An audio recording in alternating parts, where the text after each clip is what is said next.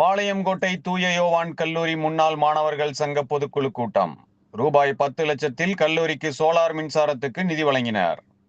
நெல்லை பாளை தூய யோவான் கல்லூரி முன்னாள் மாணவர்கள் சங்கம் சட்டத்தின் கீழ் பதிவு செய்யப்பட்டு கல்லூரி நலனுக்காக செயல்பட்டு வருகிறது. இந்த சங்கத்தின் பொதுக்குழு கூட்டம் இன்று கல்லூரி அரங்கில் நடைபெற்றது.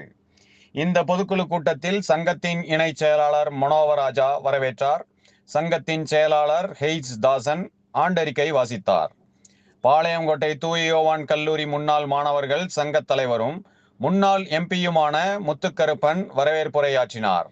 இந்த கூட்டத்தில் சாத்தான்குளம் அரசு கல்லூரி முதல்வர் ஜோசப் சுரேஷ், மாதிதா இந்து கல்லூரி முதல்வர் பாலசுப்பிரமணியன், BSNL அதிகாரி ராமசுப்பிரமணியன், மாவட்ட அறிவியல் மைய அலுவலர் மாரி லெனின் சிறப்புரையாற்றினர். மாநில மனித உரிமைகள் ஆணையத்தின் உறுப்பினர் ஓய்வு ஜெயேந்திரன் வாழ்த்தி பேசினார்.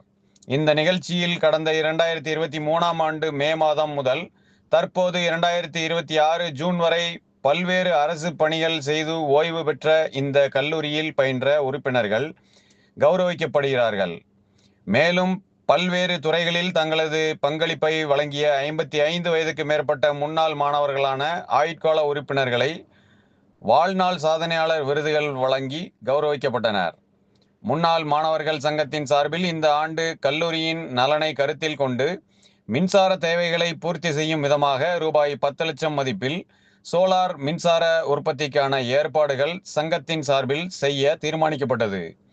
தொடர்ந்து முன்னாள் மாணவர்கள் தங்களது பங்களிப்பை வழங்கினர். இந்த சங்க பொறுப்பாளர் பர்னபாஸ் ஜேக்கப், துணைத் தலைவர் கிருபாகரன், செயற்குழு உறுப்பினர்கள் ராஜ்குமார், அருளானந்தம், MC ராஜன் மற்றும் முன்னாள் மாணவர்கள் பலர் கலந்து கொண்டனர்.